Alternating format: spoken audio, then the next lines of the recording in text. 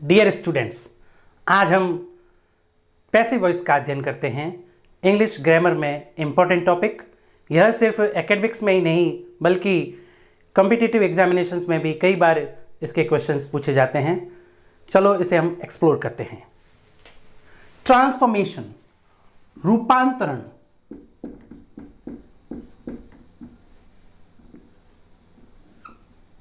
रूपांतरण का तात्पर्य है रूप परिवर्तन। इसके अंतर्गत हम आज अध्ययन करते हैं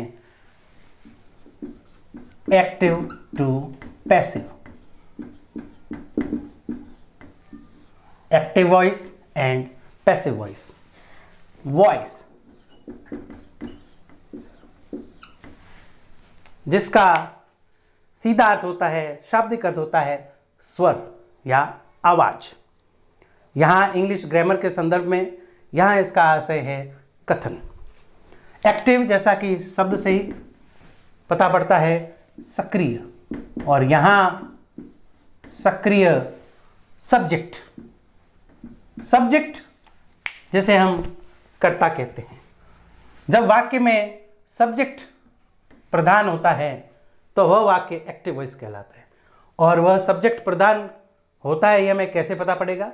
जब वाक्य की शुरुआत हमेशा सब्जेक्ट से हो। देखिए, किसी भी वर यात्रा में, बारात में सबसे इंपॉर्टेंट व्यक्ति कौन है? दूल्हा, वर, ब्राइडग्रूम। और वो सबसे आगे लीड करता है घोड़े पे। हमारे वाक्य रूपी बारात का दूल्हा सब्जेक्ट है, करता है, डूअर है। यहां इसीलिए यह सेंटेंस एक्टिव वॉइस कहलाता है। पैसिव जहां निष्क्रिय हो जाए। क्या निष्क्रिय हो जाए? सब्जेक्ट। अब देखिए, यदि कोई एक सभा है और उसमें सबसे अंतिम छोर में जो व्यक्ति बैठा है वो उपस्थित तो है पर वो महत्वपूर्ण नहीं है। यहां में यही करना है। हम इसे ऐसे समझ सकते हैं, एक्टिव वॉइस का मतलब है जहां सक्रिय सब्जेक्ट है। इसे हम यह भी कह सकते हैं कि जहां ऑब्जेक्ट जो कि सबसे पीछे है वह निष्क्रिय है। ठीक इसका उल्टा, वाइस वर्सा। पैसिव वॉइस में सब्जेक्ट निष्क्रिय होता है, और वो निष्क्रिय कब बन जाता है? जब हम ऑब्जेक्ट को सबसे पहले ले आते हैं। और एक्टिव वॉइस का सब्जेक्ट पैसिव वॉइस में ऑब्जेक्ट बन जाता है। ट्रांसफॉर्मेशन, रूपांतरण। एग्जाम्पल देखते हैं। somebody locked the door.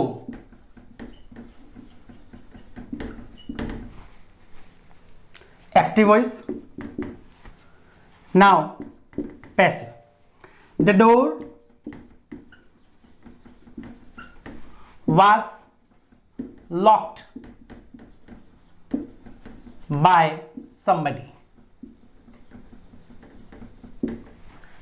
यहां देखते हैं एक्टिव वॉइस का subject somebody, object the door. The door object को सब्जेक्ट बनाया गया है। And then be form of the given sentence, past simple, be form, past participle form locked, normally जिसे हम V3 कहते हैं। And then by subject of active voice जो कि यहां बन चुका है object. somebody locked the door। यहां देखते हैं हम इसका प्रयोग, पैसिव वॉइस का प्रयोग कहां करते हैं? इसका प्रयोग ऑफिशियल, साइंटिफिक,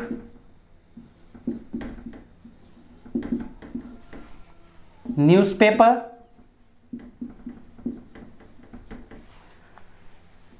व फॉर्मल राइटिंग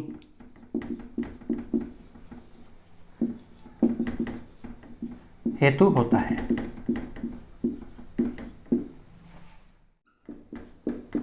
वाक्य में इस तरह परिवर्तन हो ताकि वाक्य का अर्थ न बदले। जब भी हम एक्टिव वॉइस को ट्रांसफॉर्म करते हैं पैसिव वॉइस में, उस दिए गए वाक्य का मीनिंग चेंज नहीं होता है। जैसा हमने अभी अभी किया, somebody locked the door, किसी व्यक्ति ने दरवाजे को ताला लगाया। The door was locked, the door was locked. Why? somebody unimportant subject है। अब हम यहां देखते हैं पैसिव वॉइस का प्रयोग when and why कब करते हैं। नंबर 1, जब सब्जेक्ट अनइम्पोर्टेंट हो।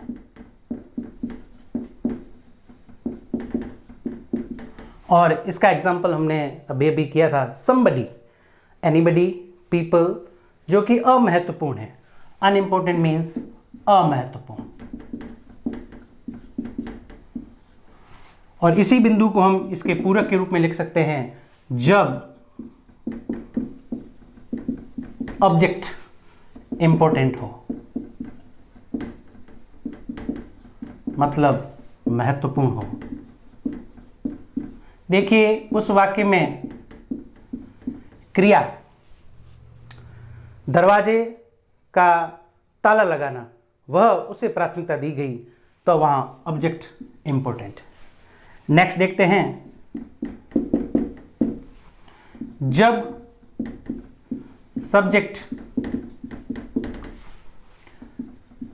अज्ञात हो या अमहत्वपूर्ण हो। यह बिंदु मूल रूप से इसी बिंदु का विस्तृतीकरण है, विस्तार से समझाया गया है। अज्ञात का अर्थ है अननोन, और इनके लिए प्राय somebody, someone का यूज करते हैं। अमहत्वपूर्ण, अनइम्पोर्टेंट। नेक्स्ट देखते हैं, जब जानबूझकर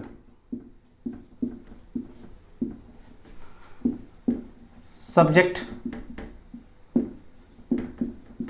की उपेक्षा करनी हो। इस बिंदु को हम समझते हैं। देखिए, द मील वाज कुक्ड, यहां किसके द्वारा भोजन बनाया गया, हमने जानबूझकर उस व्यक्ति का नाम प्रयोग में नहीं लिया है। इस कारण से यहां हम देखना पड़ेगा, जानबूझकर, इंटेंशनली, इरादतन हम सब्जेक्ट की उपेक्षा करते हैं। और इसे हम समझ सकते हैं कि जब सब्जेक्ट की उपेक्षा हुई तो प्रधानता मिल गई ऑब्जेक्ट को। यहां नेक्स्ट 5वां बिंदु, पैसिव वॉइस का प्रयोग। पैसिव वॉइस का प्रयोग हम करते हैं जब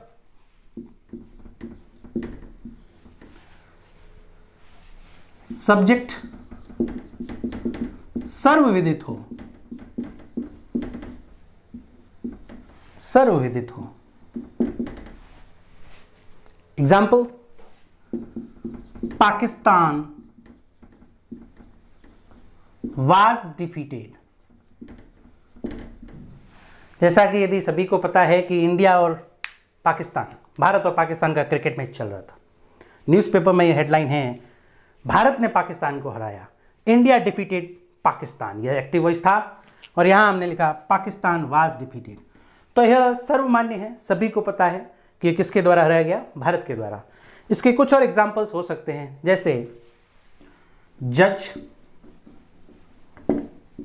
किसी वाक्य में हो द जज सेंटेंस्ड द क्रिमिनल, न्यायाधीश ने अपराधी को सजा दी, अपराधी को सजा दी गई।